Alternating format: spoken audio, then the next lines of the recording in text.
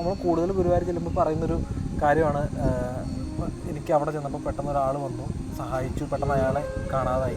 ഒരുപാട് ഭക്തർ പറഞ്ഞു. അതിൻ്റെ ഒരു ഇതെന്തായിരിക്കും? സത്യം തന്നെയാണതല്ല. നമുക്ക് ഈ അനുഭവങ്ങൾ വരുന്നതെല്ലാം ശരിക്കും റിയലായിട്ട് നടക്കുന്ന കാര്യങ്ങൾ തന്നെയാണ്. ശരിക്കും ഇത് ഇപ്പോൾ ഈശ്വര ദർശനത്തിൻ്റെ ഭാഗത്തിൽ ഈശ്വരാനുഗ്രഹം പലതരത്തിലുള്ള നിയോഗങ്ങളായിട്ട് വരാം. വിശേഷേണ ഋതം എന്നതാണ് വ്രതം എന്ന് പറയുന്നത്. അപ്പോൾ സ്പെഷ്യലൈസ്ഡ് ട്രെയിനിങ് എന്നാണ് അതിൻ്റെ പറയുക.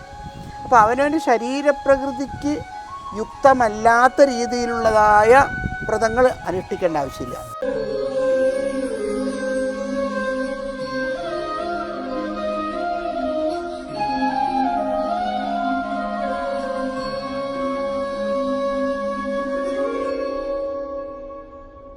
അപ്പോൾ നമുക്ക് നമ്മുടെ ചാനലിലാണെങ്കിലും ഒരുപാട് കൃഷ്ണഭക്തർ ഭയങ്കര കൂടുതലാണ്. അപ്പോൾ അവർ കൂടുതലായിട്ട് നല്ല കൃഷ്ണ ഭഗവാനോട് പ്രാർത്ഥിക്കുമ്പോൾ അല്ലെങ്കിൽ അവർ നടന്നിട്ട് പൂജകളോ വഴിപാടുകളോ അങ്ങനെ എന്തെങ്കിലും പ്രധാനമായിട്ട് എന്തെങ്കിലും അവരുടെ അറിവിലോട്ട് നമുക്ക് കൊടുക്കാനായിട്ടുണ്ടാവും? ഇല്ല, എല്ലാ പ്രാർത്ഥനകളുടെയും അടിസ്ഥാനപരമായ ലക്ഷ്യം മനഃശുദ്ധിയാണ്.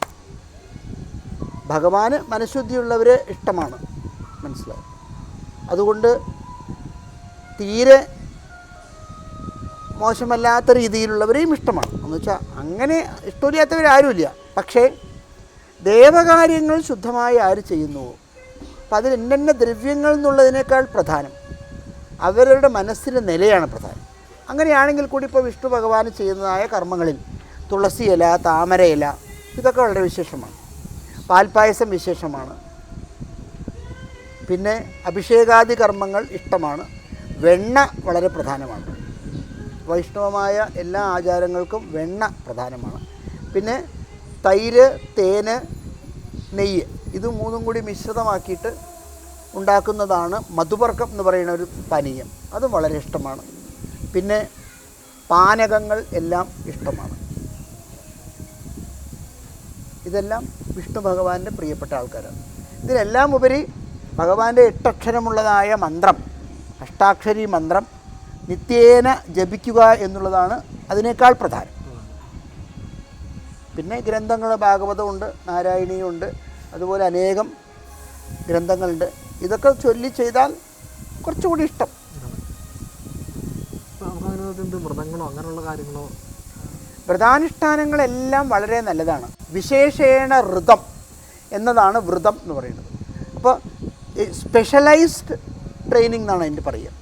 അപ്പോൾ അവനവൻ്റെ ശരീരപ്രകൃതിക്ക് യുക്തമല്ലാത്ത രീതിയിലുള്ളതായ വ്രതങ്ങൾ അനുഷ്ഠിക്കേണ്ട ആവശ്യമില്ല.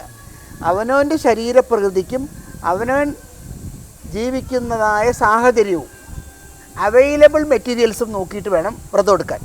ഇപ്പോൾ ഈ ഭഗവാന്റെ ദർശനങ്ങൾ കിട്ടിയെന്ന് പറയുന്നുണ്ട്. ഇപ്പോൾ സ്വപ്നത്തിൽ കണ്ടവരുണ്ട്, എനിക്ക് ആ നിമിത്തം തന്നു, ഈ നിമിത്തം വരുന്നുണ്ട്. ഗുരുവായൂർ ക്ഷേത്രം ഇപ്പോൾ നമ്മൾ കൂടുതൽ ഗുരുവായൂർ ചെല്ലുമ്പോൾ പറയുന്നൊരു കാര്യമാണ്, എനിക്ക് അവിടെ ചെന്നപ്പോൾ പെട്ടെന്ന് ഒരാൾ വന്നു സഹായിച്ചു, പെട്ടെന്ന് അയാളെ കാണാതായി. ഒരുപാട് ഭക്തർ പറഞ്ഞു. അതിൻ്റെ ഒരു ഇതെന്തായിരിക്കും? ശരിക്കും ഇത് ഇപ്പോൾ ഈശ്വര ദർശനത്തിൻ്റെ ഭാഗത്തിൽ ഈശ്വരാനുഗ്രഹം പലതരത്തിലുള്ള നിയോഗങ്ങളായിട്ട് വരാം. സഹായങ്ങൾ അല്ലെങ്കിൽ ഏതെങ്കിലും കാര്യങ്ങളിൽ വിജയപ്രാപ്തി ഉണ്ടായി, ഉദ്ദേശിച്ച കാര്യങ്ങൾ നടന്നു. ഇതെല്ലാം തന്നെ ഇതിൻ്റെ ഒരു നമൂന, ഇതിൻ്റെ ഒരു പാർട്ടാണ്. അപ്പോൾ അത് ഇതന്നെയാണെന്ന് നമുക്ക് മനസ്സിലാകാനുള്ളൊരു യോഗം ഉണ്ടായാൽ മതി.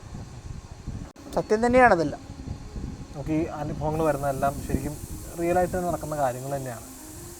അപ്പോൾ അങ്ങനെ എടുത്ത് പറയാവുന്ന ലക്ഷണങ്ങളോ സൂചനകളൊക്കെ നമ്മളൊരു ഭഗവാൻ തരുന്ന ലക്ഷണങ്ങളാണ്. അപ്പോൾ നമ്മൾ ചെയ്യുന്നത് തെറ്റാണെന്നുള്ളതിനൊരു ലക്ഷണം എന്തായിരിക്കും? അല്ലെങ്കിൽ അല്ല, ഇതിൽ ദൈവീക ഭക്തി ഉള്ളതായ ഭഗവാനിൽ സമർപ്പിക്കപ്പെട്ടതായ ഒരാളെ കൊണ്ട് തെറ്റായിട്ടൊരു ഐറ്റം ചെയ്യാനായിരിക്കില്ല. ആ സിറ്റുവേഷനിൽ നിന്ന് മാറാൻ പറയും. അല്ലെങ്കിൽ അവിടുന്ന് സ്ഥലം കാലിയാക്കാനോ അല്ലെങ്കിൽ വേറൊരു സ്ഥലത്തേക്ക് മാറാനോ ആ ഗ്രൂപ്പിൽ നിന്ന് പോകാനോ ഒക്കെ പറയും. അപ്പോൾ അത്തരത്തിൽ അനേകം 10-25 അനുഭവങ്ങളുടെ ഒരു ചൂളയാണ് ഞാൻ. മനസ്സിലായത് ഈശ്വരാനുഗ്രഹം കൊണ്ട് മാത്രമാണ് ഇപ്പോൾ ജീവിക്കുന്നത്.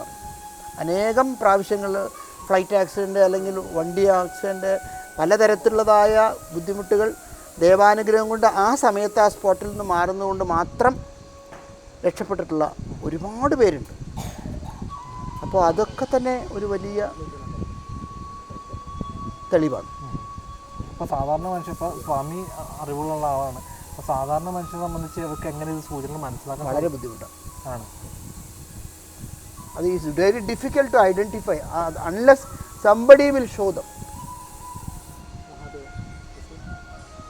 ഇപ്പോൾ കൃഷ്ണഭഗവാനല്ല, ഇപ്പോൾ പല ഇത് വ്യത്യാസമായിരിക്കും.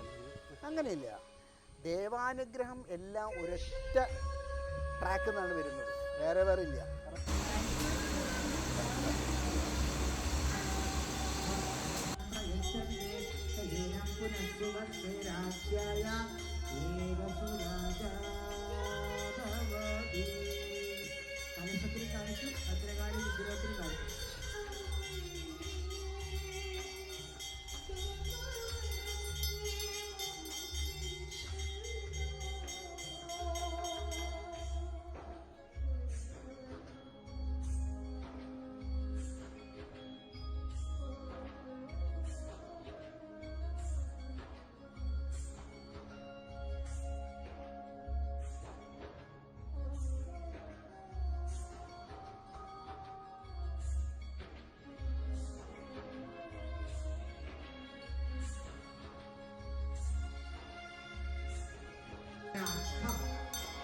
പ്രഥമ അധ്യായ പൂർണ്ണാഹൂതി പൂർണ്ണാഹൂതി പൂർണ്ണ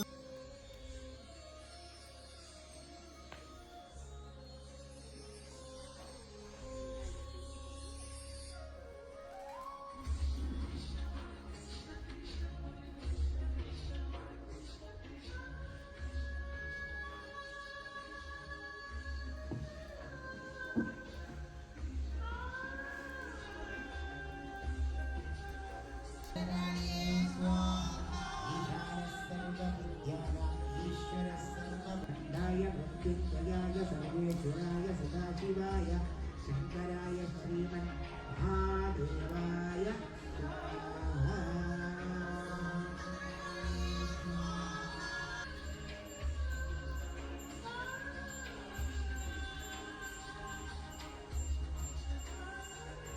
സർവേഭ്യോ നമസ്തേ അസ്തു രുദ്രരൂപേഭ്യഃ. അംബികാപതയ ഉമാപതയേ പശുപതയേ നമോ നമഃ സ്വാഹാ. നമസ്തേസ്തു ഭഗവന്നായ നമഃ ഫലവിതരണായ നമഃ.